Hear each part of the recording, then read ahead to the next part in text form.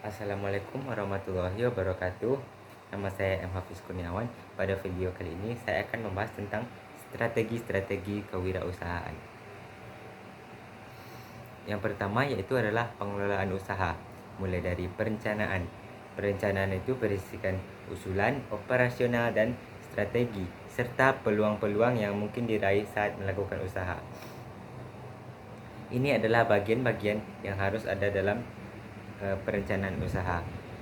Nah, fungsi utama dari perencanaan ini adalah untuk sebagai pedoman untuk mencapai keberhasilan dalam melakukan usaha. Ini juga termasuk cara atau strategi menggunakan dana dan cara membayar pinjaman jikalau modal usaha berasal dari pinjaman, baik dari bank ataupun keluarga ataupun kelompok-kelompok tertentu.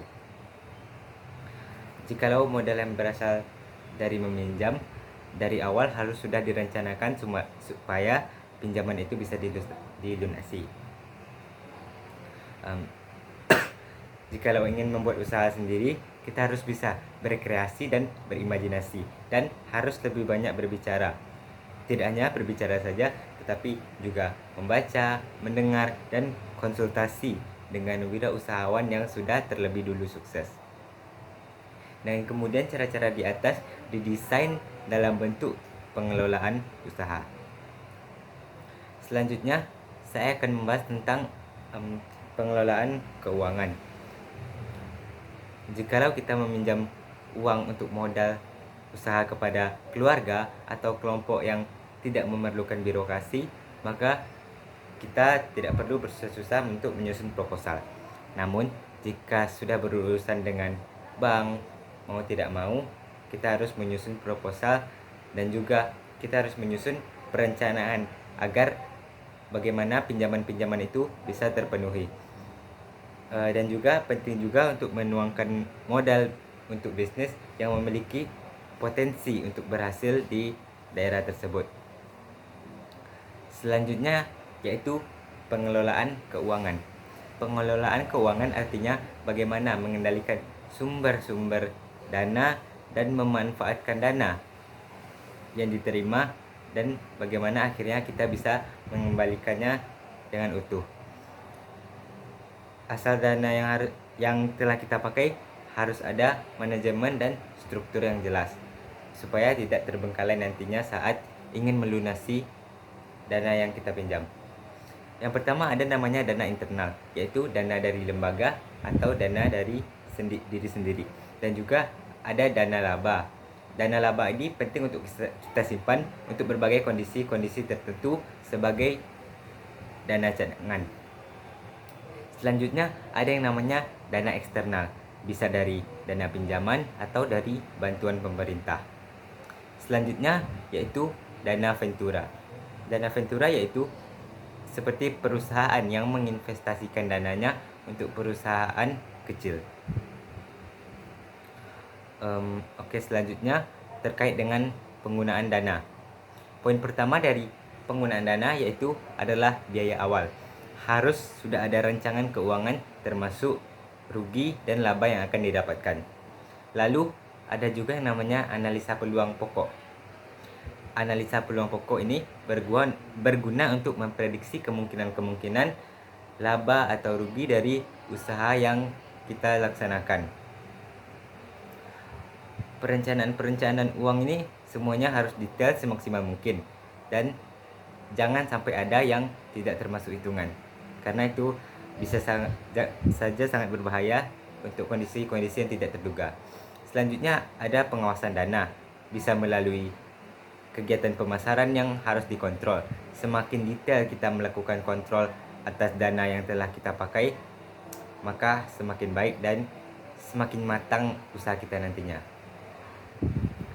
Dan juga poin selanjutnya, hal yang harus dipelajari lagi terkait itu persoalan terkait pemasaran, yaitu kita harus memulai banyak membaca agar produk yang kita buat bisa didistribusikan konsumen. Dan juga kita juga perlu mempelajari yang diinginkan dan yang dibutuhkan konsumen, bukanlah yang kita butuhkan. Selera konsumen adalah selera yang utama. Poin selanjutnya yaitu adalah kualitas. Harus ada kualitas dari produk dan harus ada kecocokan harga. Harga di kota besar belum tentu sama dengan harga yang ada di desa kecil. Ini kita harus perhatikan baik-baik. Dan juga penting untuk melakukan promosi. Di zaman sekarang mudah melakukan promosi seperti adanya sosial media. Promosi dari sosial media bisa menjadi lebih murah dan hemat biaya karena hanya dengan handphone dan kuota saja. Strategi pemasaran yang digunakan yaitu perencanaan pemasaran, lalu mix marketing. Mix marketing adalah menggabungkan berbagai macam pola atau teknik marketing, lalu pemasaran atau usaha baru mulai dari mencari tempat sampai target konsumen, siapa yang akan menjadi konsumen dari produk yang kita buat. Memang untuk membangun bisnis yang sukses nantinya membutuhkan energi dan pengalaman dan juga uang yang tidak sedikit. Jadi sebaiknya kita tidak menunda-nunda untuk melakukan usaha. Selanjutnya, wajib untuk melakukan riset pasar. Apa fungsinya riset pasar? Yaitu untuk mengetahui apa yang diinginkan konsumen. Contoh, kafe-kafe zaman sekarang dengan desain yang indah untuk memikat anak-anak muda sekarang dengan banyak view foto yang bagus. Lalu selanjutnya harus ada sasaran khusus yang dinamakan dengan segmentasi pasar. Ini harus jelas segmen mana yang mau kita ambil untuk usaha kita. Lalu untuk melakukan marketing mix yaitu memanfaatkan semua pola marketing mulai dari kebutuhan sampai ke promosi. Poin selanjutnya yaitu adalah kiat pemasaran.